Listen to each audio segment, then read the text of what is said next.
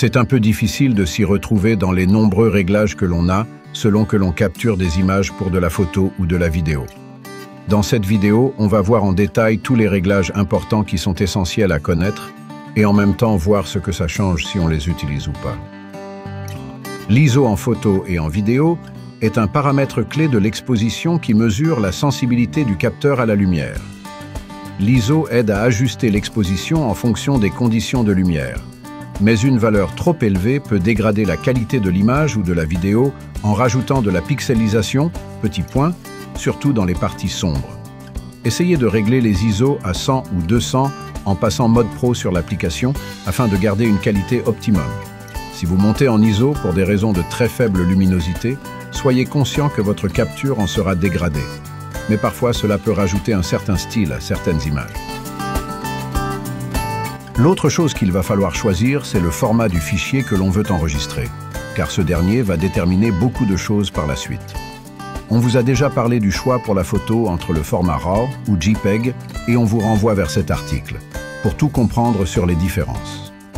En résumé, le RAW est destiné aux photographes qui veulent un contrôle total sur leurs images et acceptent le coût en termes de stockage et de temps de traitement. Le JPEG, plus léger et rapide, est idéal pour un usage immédiat, mais au prix d'une flexibilité et d'une qualité réduite. En vidéo, les choses se compliquent un peu, puisqu'il existe beaucoup de formats différents et nous allons voir ceux que l'on peut retrouver sur les drones. Ces derniers proposent plusieurs formats d'enregistrement vidéo adaptés à différents besoins en termes de qualité, d'édition et de compatibilité. Le format MP4 est le plus utilisé, offrant une bonne qualité d'image avec une compression efficace, ce qui génère des fichiers de taille modérée. Le MOV est plus souvent utilisé pour la post-production. Il est similaire à MP4 en termes de qualité, mais il est plus prisé par les professionnels. Disponible sur certains modèles haut de gamme, le CineDNG est un format non compressé, idéal pour une qualité maximale. Il est surtout utilisé en production professionnelle, car il permet une grande flexibilité, mais les fichiers sont très volumineux. L'Apple ProRes est disponible sur les modèles destinés aux cinéastes professionnels. Ce format est conçu pour la haute qualité vidéo et l'édition, avec des fichiers volumineux et une compression limitée, parfait pour des productions de films ou de télévision. Sur la plupart des drones dits grand public, nous avons le format log. Le D qui est devant, donc D-Log, indique la marque DJI et vous retrouvez le log avec différentes lettres devant qui signifient la marque de l'appareil. Le D-Log est un profil logarithmique utilisé par les drones DJI pour capturer un maximum de détails dans les basses et les hautes lumières.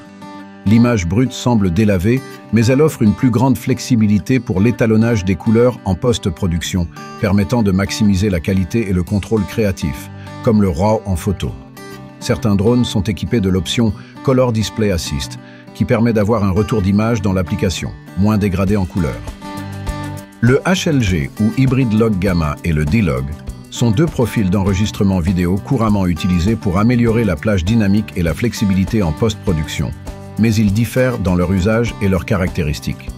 Le HLG est conçu pour être utilisé avec des écrans compatibles avec la plage dynamique élevée, HDR, sans avoir besoin d'étalonnage. Il permet de capturer une plus grande plage dynamique et de visualiser directement les images avec un rendu proche du HDR.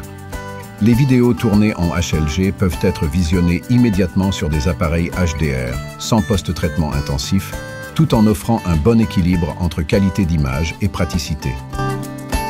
La balance des blancs est un autre réglage essentiel en photo et en vidéo, qui ajuste les couleurs pour rendre les blancs vraiment blancs, quel que soit l'éclairage. Elle compense les différentes températures de couleur des sources lumineuses, comme la lumière du jour, les ampoules ou les néons, afin que les couleurs de l'image paraissent naturelles. En photo de paysage, le choix est simple puisque vous pouvez la bloquer entre 5400 et 5600. Cela vous permet d'avoir toujours une balance cohérente. En vidéo par contre, il faut éviter le mode automatique, surtout si vous bougez pendant la capture d'image. Cela permettra que la vidéo s'assombrisse ou s'éclaircisse toute seule, ce qui ne donne pas un rendu très pro. Le shutter ou obturateur contrôle la durée pendant laquelle le capteur de l'appareil photo ou de la caméra est exposé à la lumière. Il affecte directement l'exposition et le rendu du mouvement en photo et en vidéo. C'est là qu'il faudra utiliser des filtres ND si le capteur de votre drone à une focale fixe, pour permettre de garder un mouvement naturel aux choses que l'on verra sur votre vidéo.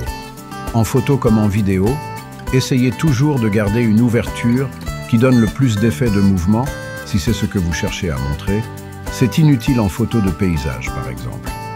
En vidéo, préférez 30 images par seconde, ce qui évitera le côté saccadé de la vidéo, et appliquez la règle. L'ouverture égale la moitié de la fréquence d'image, soit 1,60 pour 30 images par seconde. Pour conclure, on vous le dit souvent, ce n'est pas la technique qui fera la qualité de vos captures d'images.